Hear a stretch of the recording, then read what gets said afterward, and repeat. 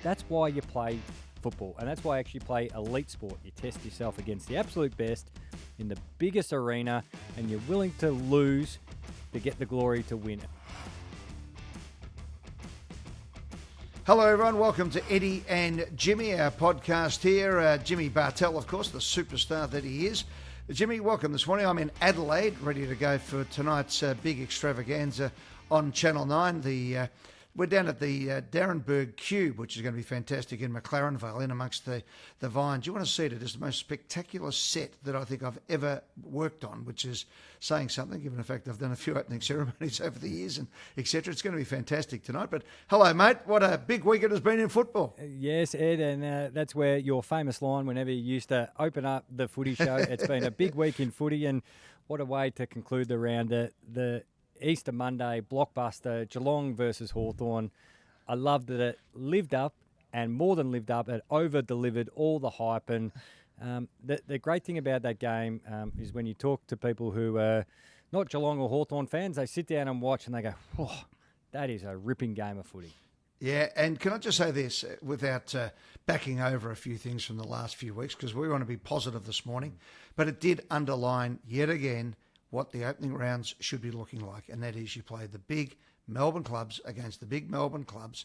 Of course, you put the focus on the northern states as well, and South Australia and WA, and you can do all that because today we're going to dominate our thoughts on South Australia, and it's fantastic what they're doing here, even if opening round might have just taken a little bit away from it. But again, Easter Monday, Geelong and Hawthorn, and it is now just one of the great games of football. And 84,000 people, no reserve seating. They all somehow found a seat pretty well, filled it up, gorged on pies and hot dogs and beers and fun, and turned up. And did you see the crowd at the end? I mean, it was as much as animated a crowd as you'll ever see anywhere in the world. And the tension and the build-up was just fantastic. We don't need to create these situations. Our game organically is fantastic when left to play. And yep, you know what, Jimmy, for the purists, if you want to get down there and stop tape every 5 seconds, yep, there was a lot of mistakes. You know what? It was great because the pressure was on, the frenetic activity, the game without rules. It was just sensational. Congratulations to everyone involved. And to you, Jim, because you played a big role in this wonderful rivalry between Geelong and Hawthorn. Tell me what it's like for a cat going into that game. Oh, it's incredible. And the best thing, and I've spoken about this, when we first got that Easter Monday, time slot, and of course coming off the back, Hawthorn defeating us in the 2008 grand final. Bomber Thompson first, and then Chris Scott picked it up, and I know Alistair Clarkson has done this as well in his time at Hawthorn, and then Sam Mitchell, of course, is embrace it for what it is. It's not any other game. You don't need to roll out the cliches.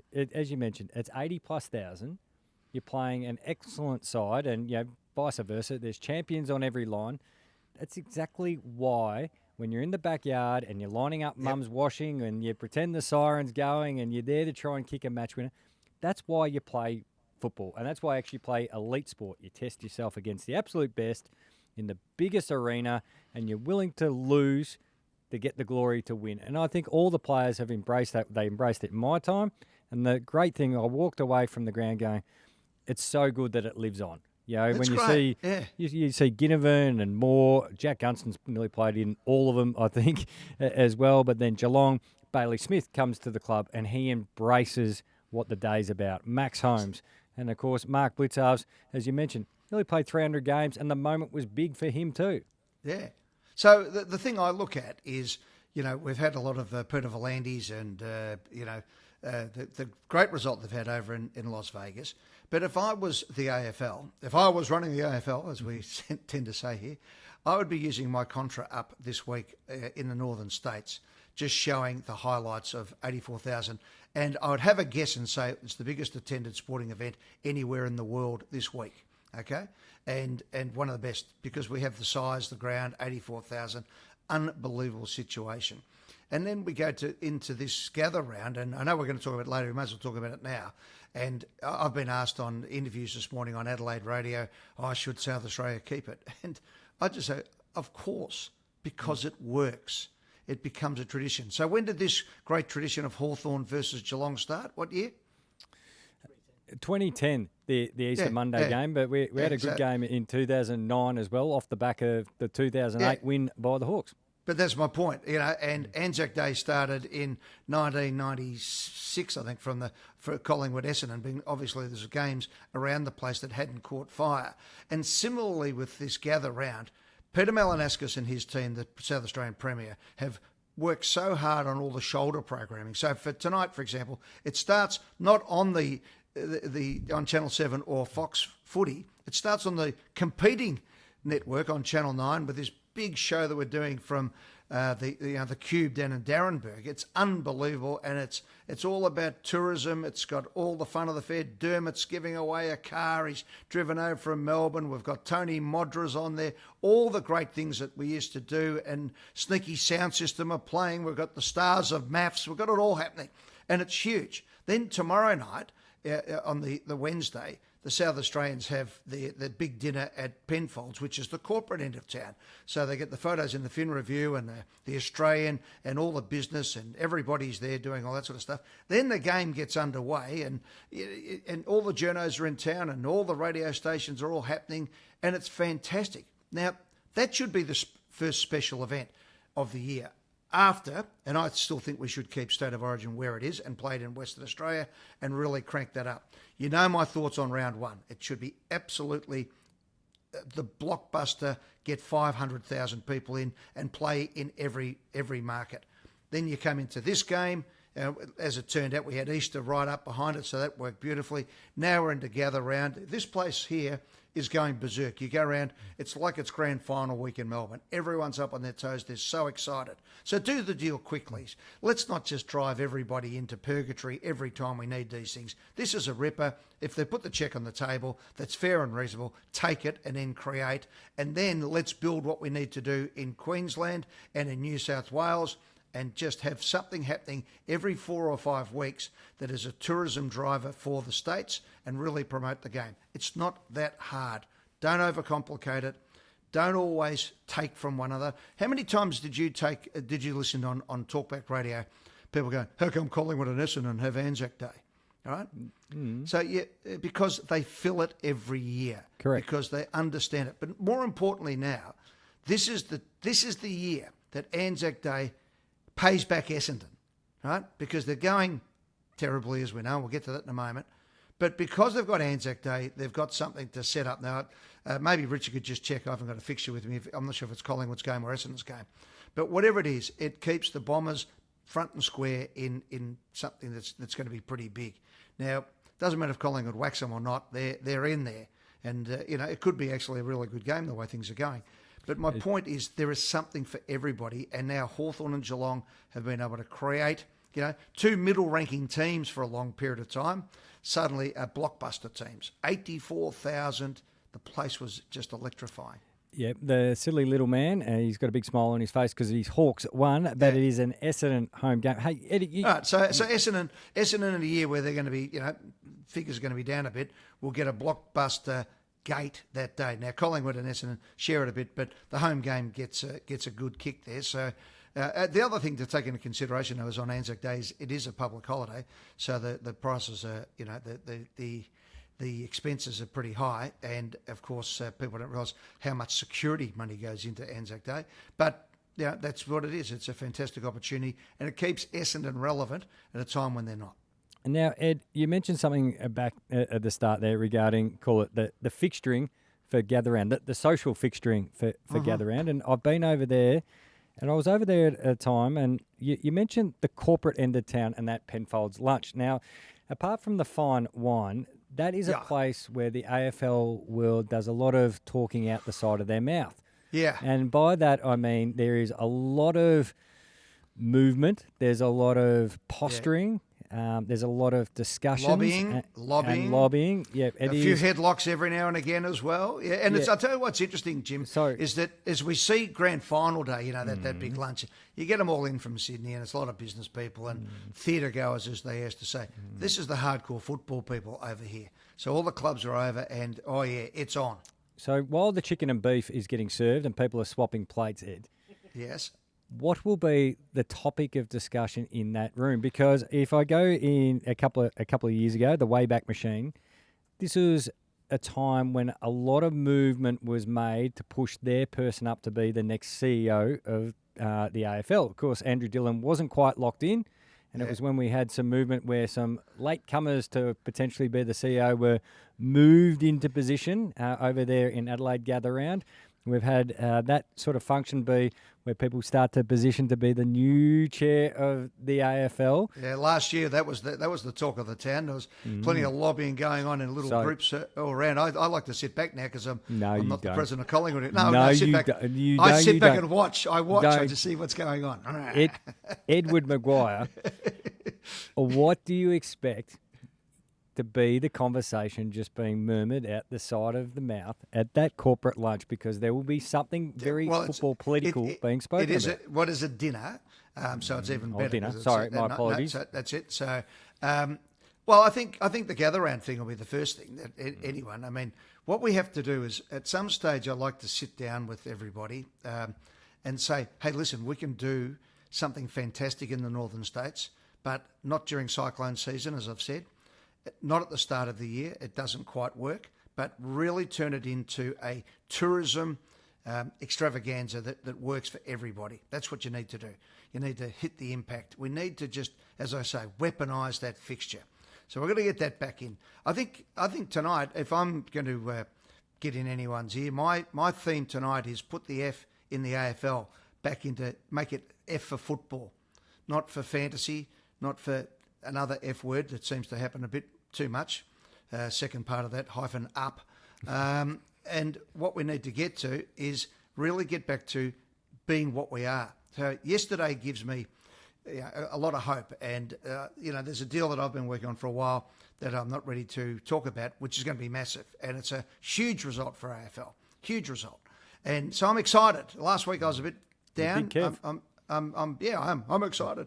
And this is the thing, the power of our game when we harness it is unbelievable. So what we need to do is, I think there'll be lobbying about the father-sons. I think we did this on last week when Cal Toomey on Footy Classified broke the story that they were looking at changing the father-son compensation, etc., that would torpedo Essendon, Carlton and Port Adelaide. I think, there's going to be a fair bit of discussion tonight about that. And no one wants to talk about it, but one I brought up a couple of weeks ago, and that is the competition now ready for Tasmania? Tasmania have got ahead of it, but is it ready to go? Do we need to get this right? Are they committed, and are they not going to pull out of, the building of this stadium? Because no one knows, and this is the thing, too many people come out and think they're Nostradamus. Who knows in this Trumpian world what's going to happen tomorrow? I mean, according to the President of the United States, he's about to bomb the Middle East to the Stone Age. So what does that mean to anything? So I think we've got to be a little bit more nimble on these things and all work together, not see it as a negative, but actually a positive to get the best possible result. It's not a win-loss situation. It's a win-win situation. And if everybody works together, we can really do well. So I hope that's where it gets to. I think there's so much criticism these days. You've got the Herald Sun and Michael Warner, who's just declaring war and going after the AFL, and personalities on there, and they're squaring up for Jude Donnelly, getting the axe at the AFL, and going after Sharon McCrowan, who's in there now, and using Luke Sayer as a blunt instrument, and all these other things that are going. They have to be tested because it's a part of what it is, but. Come on, there's so much positive that we can get going in this game at the moment. So I'm turning myself around. I've been a bit narky the last couple of weeks, but not without reason. But I've given my 2 bobs worth, and we'll continue to talk to people as we go. But I think the key thing for us, Jimmy, is to make sure that we can have this conversation, because lots of people listen in, and hopefully they tell us if we're right, wrong or indifferent. Yep, Edstradamus. I don't mind a bit of back channeling going on at Penfold. Hey, can we just pivot a little bit? I can't believe this has been blown up to a bigger story than what it is. And I'm talking about Alistair Clarkson. I actually wrote about this in The Age. My point with Alistair Clarkson regarding owning, again, another time slot which North Melbourne are establishing, and they haven't had a good time on the Good Friday time slot. They've been belted a bit, but they won. And I wrote about the fact that when you've got young emerging talents, there's different ways that you can handle them. and you can use multiple ways. But I was actually calling upon Alistair Clarkson to almost poke the finger into the chest and poke the pride of these talented players, because their whole entire life they've been the most dominant kid. Pretty much since under 8s, they're the kid where every mum and dad is like, geez, that kid's good. And they've been that all the way through, that sometimes you need to go, well, everyone tells me you're good. I want you to show me, and I want you to show the football public you're good. And Bomber Thompson actually did that to us when we were coming through. I think there was us and St Kilda and even Hawks, a couple of drafts. He'd go, they keep telling me, the Saints young guns are better than you guys. And it's just poking and prodding the pride a little bit. Come on, show us. Yep. Show us your best. Yeah, well, Jagger got the ball and kicked the goal. You're supposed to be on that side of him. Yeah. What are you doing? Ball staring. I told you, watch this guy. He's good. He's just kicked the goal. We've just been in front. That could cost us the game. Could cost us everything. We've been building up to this. For God's sake, son, do as I tell you. What's wrong with that? Yeah. So we actually physically poked him in the chest, which is okay. But the thing is, if Colby McKercher doesn't have a problem with it and Alistair Clarkson doesn't have a problem with it, why does anybody else have a problem with it? You can't be offended on their behalf. Mate, I've got to tell you, this is the key thing. Just quickly finish. The key thing that they both said is Colby McKercher said, I'd like to be coached hard by Alistair Clarkson. He has earned that trust. I've earned his trust. This is our relationship. I'd rather have the coach, if I'm a good player, come up and get in my face like that than walk past me and not say anything and go, oh, God. That's always spoken about. If a coach doesn't talk to you, you're in trouble. That's when you're in trouble. But more to that, I'm a bit of I'd rather get 6 of the best than detention. I'd rather get it over with and smarten up, A bit of direct. Now, as I said, when you got a father from Glasgow out of the coal mines, you're sort of used to that. That's sort of love duck talk. And weave. Well, that's love talk. That shows that you actually somebody cares. I heard a bit last. I was watching this morning. I flew over last night, but Caroline Wilson was into Al Clarkson. Who would have thought? That's starting to wear a bit thin as well. No, but Caroline's entitled to her opinion. Yeah, that's an opinion. And that's okay. I just had my opinion. Yeah, I just wonder what Graham Richmond would have said in a similar situation for Cara to go back in time to when her father was the president of the Tigers. Yeah, different time, all the rest of it. But you know what? It's not. You want to see what happens, the direct talk that the kids, the college students get in college football in America. It is unbelievable, the direct talk they get. And here's the direct action. See ya. But I'd like, no, out, next. That's what happens. And I think what's happened, to be honest, I think we need a little bit more direct talk in our game. I think the Players Association have done such a great job that they've turned it into now that it's just, you can't do anything. We're going to stop training now, I see. You can't sack a player off the list who's acting like an idiot. You've got to keep paying them if they've got personal issues. Now, if you've got real personal issues, that's not a bad thing to do. If you've got made-up personal issues or you're using that as a blind, then that's not what needs to happen. We've gone soft on the drug code again. I don't know, does anybody realise what indulged parents do to kids? Well, that's what we're doing at the moment at the AFL. So we don't want to get to the stage where you're whacking blokes or anything else like that, but a little bit of straight talk amongst men and at the right time and not used every week. Can I not hear any more that he's only a kid when the bloke's 28? Well, yeah, or 20, 21. Or 22, or you know what I mean. Hey, if you get the vote and you could go to Vietnam back in the old days at 18, what were you like when you were 18? When I was 18, I was working for Channel 10. You're a grown man. You might be still a bit, young and inexperienced, but come on, step up. Yeah, not step up. Every. And if you're playing AFL football, guess what? It is a game for hardened men, and you have to step up to that level. And AFLW is a game for hardened professional women. That's where it needs to be. Women athletes. North Melbourne, of course, played Carlton. A big talking point, we did celebrate North Melbourne, a fantastic win. Eddie, let's do this exercise. I want you to put yourself in Graham Wright's shoes, of course, being head of leadership. What are you doing? What are the things you're trying to achieve out of the rest of the season if you're Graham Wright? So Graham Wright sitting next to Mr. Priestley. They get their collective heads together. Two very intelligent, two very smart and pragmatic men. What are you trying to get out of the remaining, let's just call it 6 months? Okay, so what you've got to do, you've got to really put the foundations in for your club, okay? So you have to go around and you have to shoot a few rats or cajole them to actually get in. And I know they've had meetings with senior supporters in the last week or so and have brought them into the tent, if you like, and said, this is what we're trying to do. They've also got to, as I said, people are now starting to get off Vossi's back a little bit and just say, he's doing well enough to put him into a winning situation. They just fall over at the end. Okay, so they've got to work through that. But at least they're getting into a position where they're winning. They're like Pride of Jenny, except they just can't finish it off. They get out in front. Reverse Chautauqua, they are. Yeah, they are. And what did you say they were? A reverse Chautauqua. Oh, Chautauqua.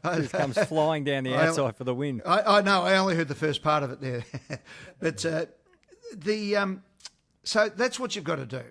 And you've got to work out who the players are that you want to take with you, and you're going to have to make some big decisions. And I remember going back to my time, we played Carlton in the last game at Princes Park, and we got flogged. And we walked off the ground, and the supporters gave it to us. They spat on us, the whole thing, and we copped the full humiliation. And then we had to go to the after party. They had a marquee out in the Princes Park that we had to turn up, to show that we're good sports. And you can imagine what it was like, Elliot and all that. They were just lording it over. They'd beaten us by about 120 points. But I remember Mick just standing there and absorbing it all, and we just stood there. And it was the furnace inside us that tempered the steel for the foundations of the Collingwood Football Club that exists to this very day. But also, I remember Mick put a line through a few players that day, and he just said, right, these guys, and some of them were really good players, he said, they're not going to take us to where we want to go.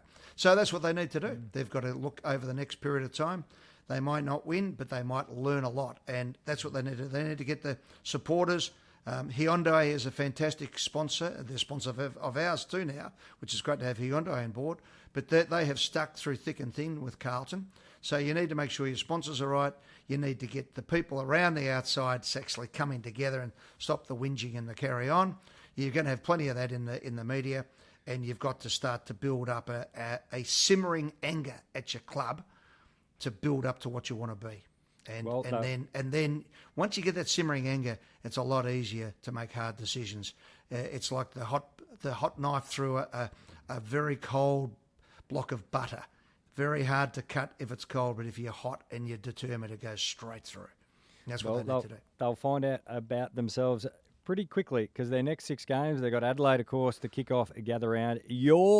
Collingwood Magpies. Well, that's going to be a massive game. Saints, that one's and building up. Bulldogs. Let me come back. Collingwood Carlton. That's the classic one. I've looked at that one for about 3 weeks and just thought this is building into something here, because if the Pies get knocked off by Fremantle this week, then it's going to be a big game at the MCG. And it doesn't matter. I know it's a cliche, Collingwood Carlton, wherever they are on the ladder. Well, it will be, and that will be a game for the ages. That is winding back the clock to Collingwood Carlton at the MCG. That'll be huge. Thursday night, my goodness. Wow. Now, Ed, I'm already building up to it. You are over there for gather round. I just want to get this bit out, and then I want to get your take. South Australian Premier Peter Malinauskas is hopeful of signing off on a long-term deal to retain gather round as early as this weekend, but has warned the AFL South Australian taxpayers do not want to be fleeced by exorbitant costs to a new agreement. You also added this: the state wanted exclusivity in the concept despite AFL speculation with gather rounds with the W in Sydney, and Tasmania could host a gather round in the first year, although the cost could be as much as $30 million, and of course they've got a lot of costs with stadium build and setting up. Now, I would probably argue that the AFL needs South Australia / Adelaide more than Adelaide South Australia needs the AFL. Please discuss. No, I think it's an even Stevens thing. It's so big here. It has been the underpinning of Peter Malinauskas going to get Live Golf and then the MotoGP. So this is huge. If you haven't been here, it is really great. It's the real festival of football. So I can understand Peter Malinauskas saying, hang on a second, don't dilute it. The AFL again, stop diluting it. Come up with something fresh for Sydney. Come up with something for Queensland and New South Wales. Come up with something. Stop always diluting it. I mean, we've diluted Anzac Day to a degree. I mean, there's 3 or 4 games this year. I know it's on a Saturday, but, stop taking away always. Instead of what the AFL have got to get their heads around is there's a book called Blockbusters, and I recommend anybody to read it. And it's a Harvard professor, a woman whose name escapes me at the moment. It's probably about 10 or 15 years old now, but the thesis of it still stands true. And basically it examines sport, media, movies, everything, and comes up with a suggestion that there's no point wasting your time on the duds.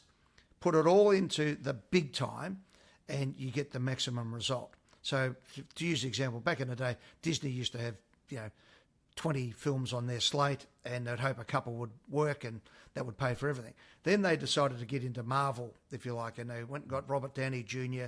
and they put $100 million into marketing, and they would make $300 million at the box office and another $300 million on merchandise, everything else. So using yesterday as an example, if you turn that MCG, 2 big clubs, great tradition now, rivalry, everyone knows and expects it's going to be a great game. They turn up and they get it. What do you reckon is going to happen next year? That's where the thesis is. So I'm a bit Peter Malinaskis's way.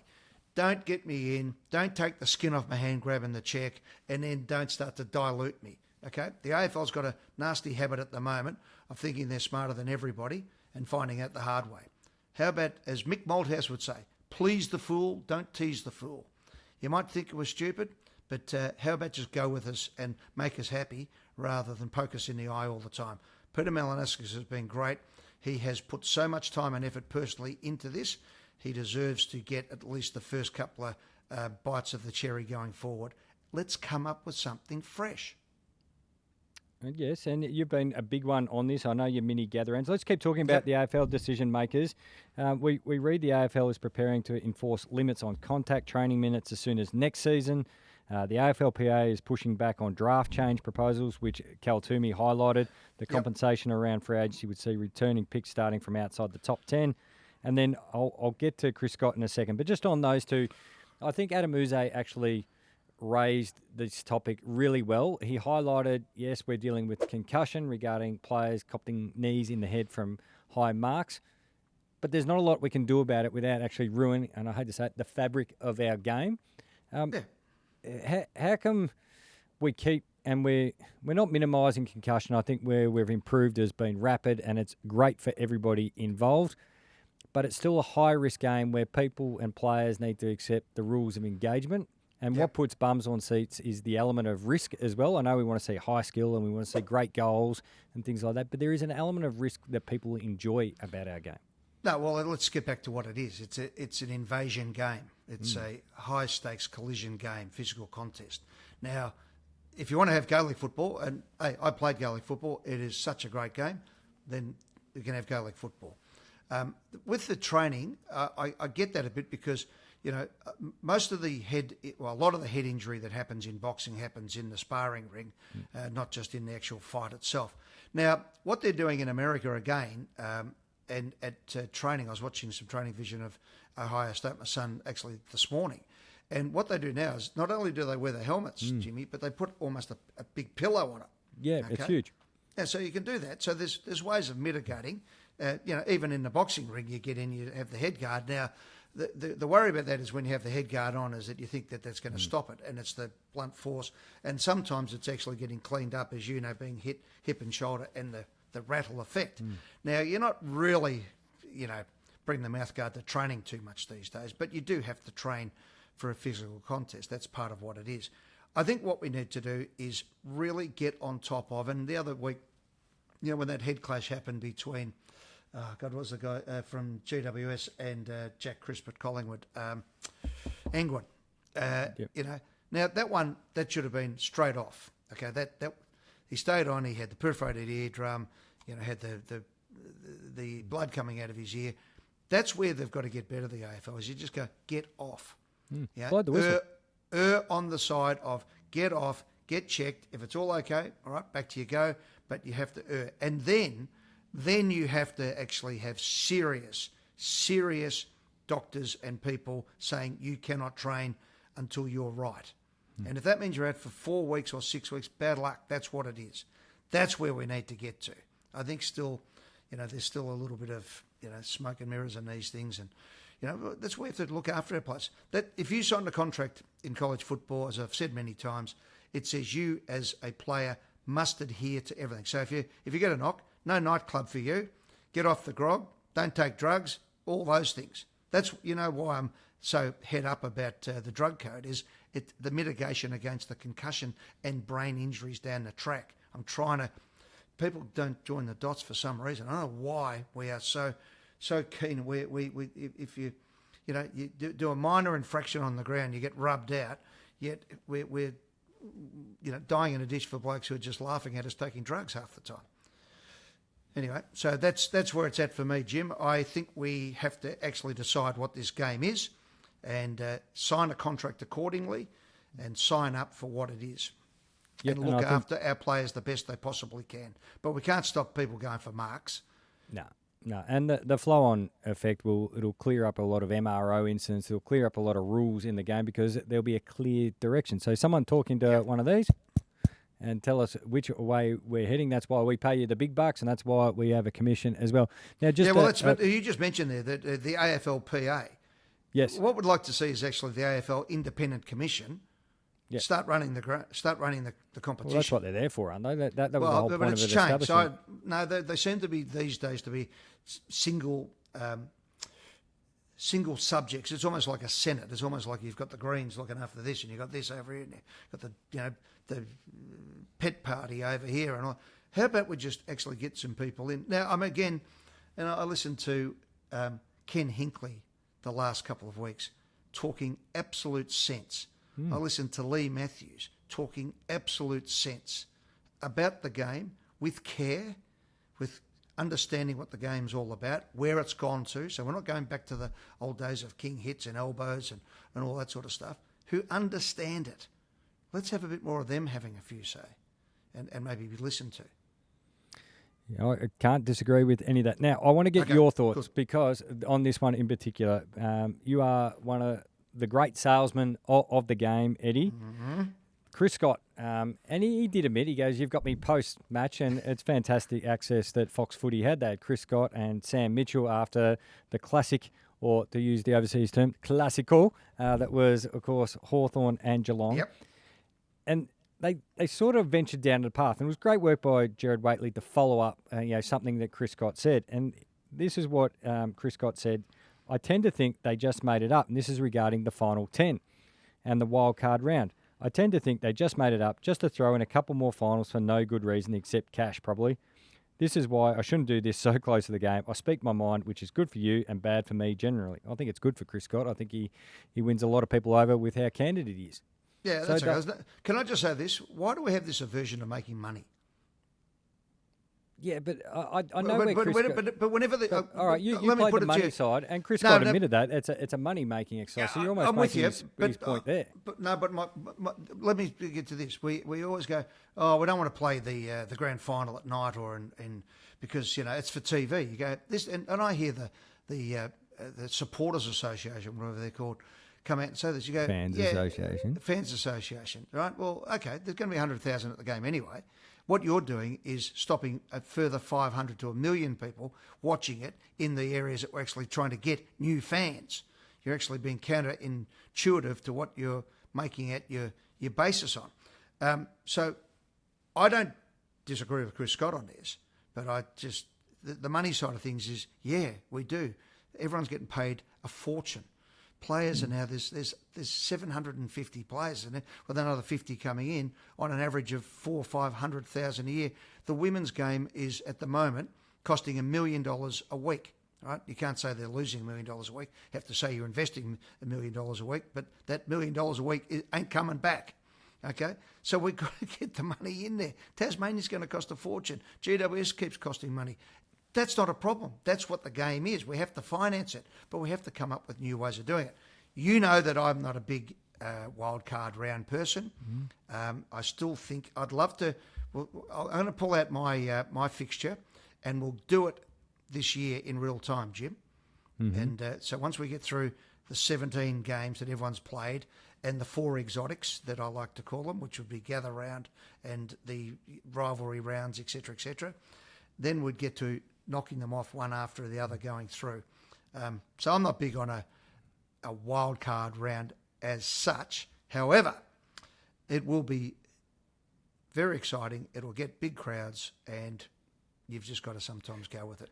I actually had an Eddie McGuire-like thought, which is quite scary. Okay. But, you know, I'm thinking contagious. of you. Yeah, it is. But it's regarding gather round, and if we were to go to the McGuire system, the McGuire competition, Yes. that, you know, you play each other once, but for the gather round, and you're starting to give me these showbiz hats, of course, Ed. You know, I'm starting to think, you know, how can I, you know, fire things out of a cannon and put some rockets and fireworks and more smoke.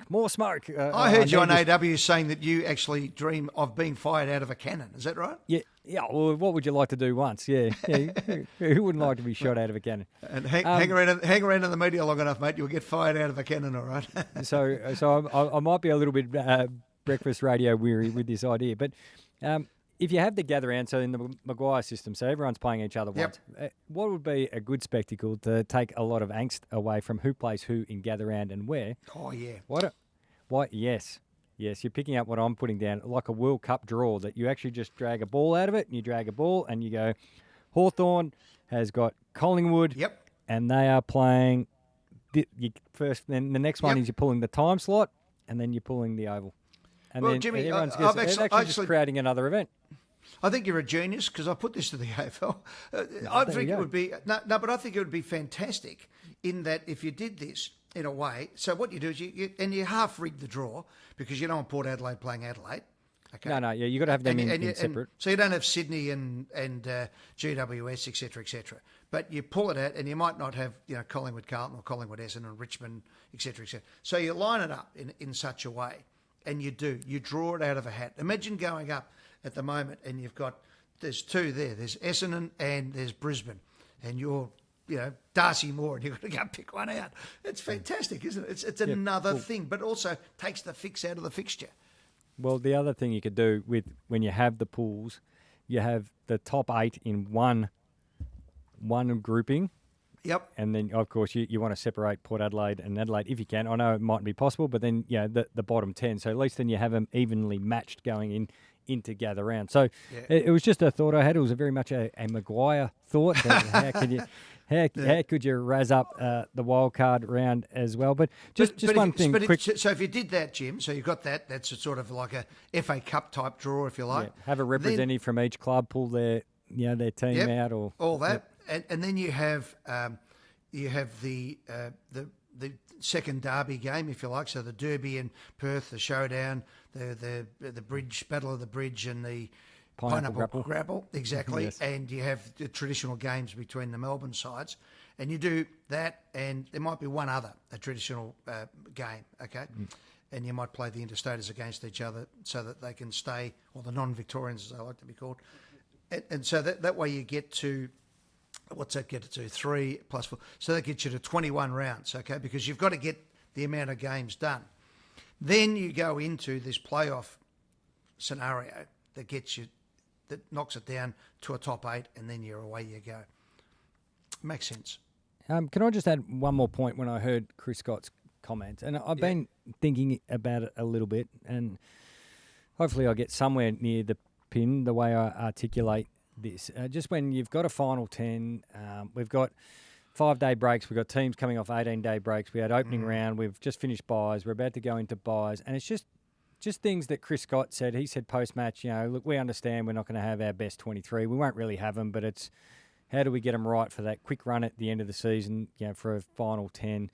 I heard Scott Pendlebury talk on 3AW where he actually said, squad mentality, would we be better off maybe dropping this game, which will set us up better for the long run.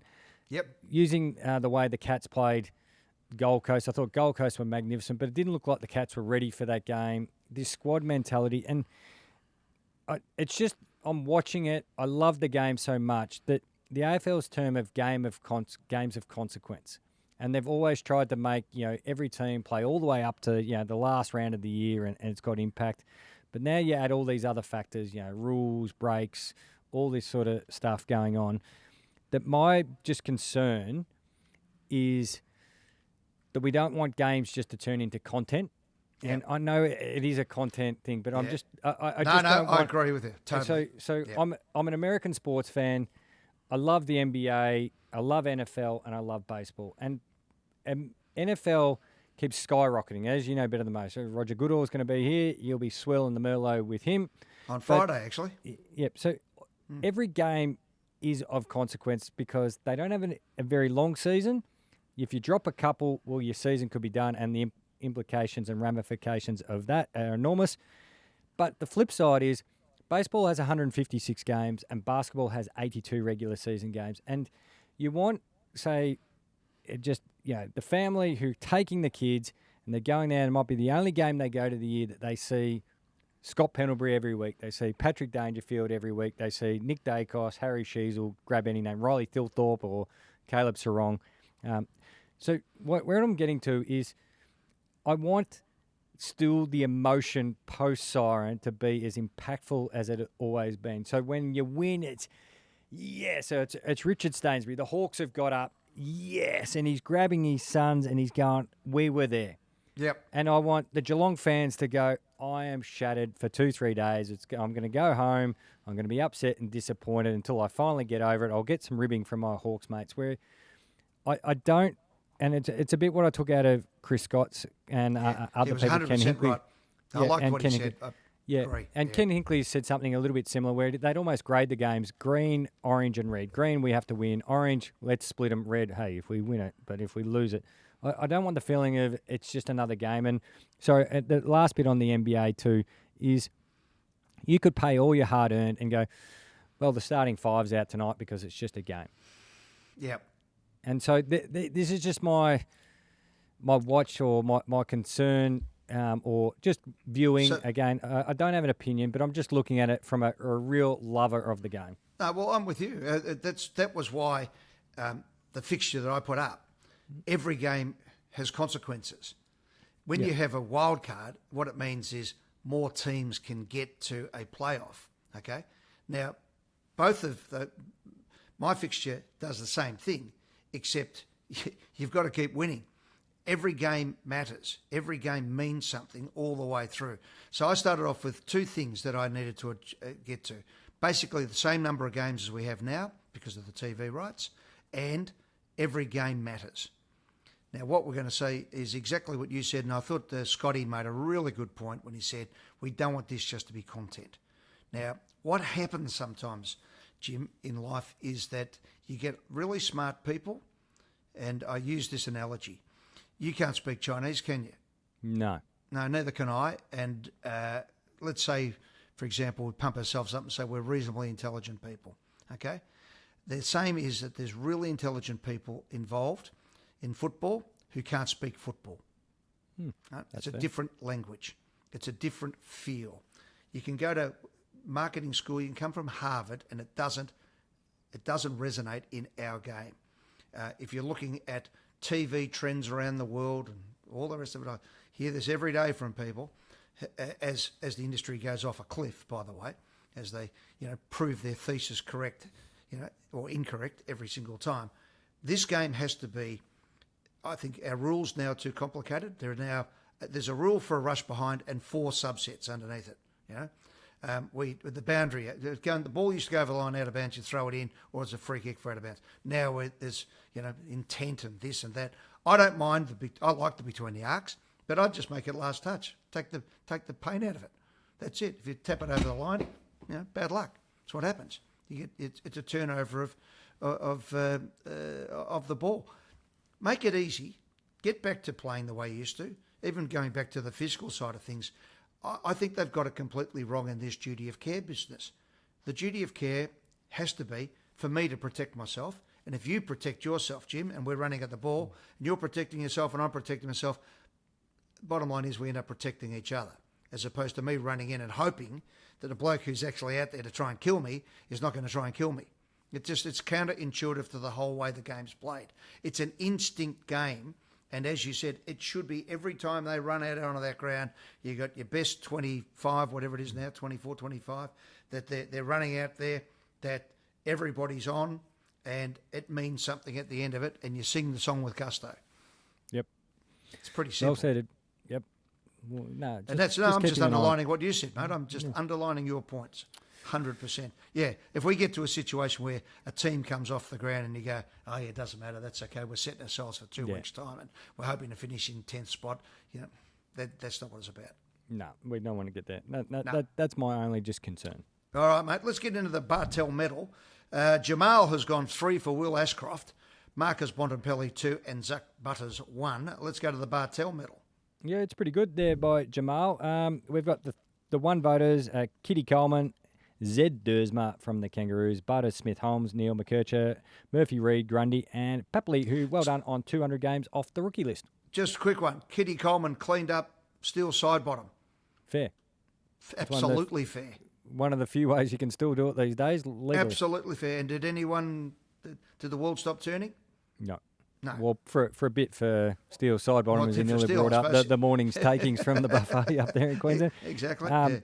Zach Bailey is a star. Luke Davies, Uniac. Jai Miss back to a bit of form, kicking 4 majors. James Peatling.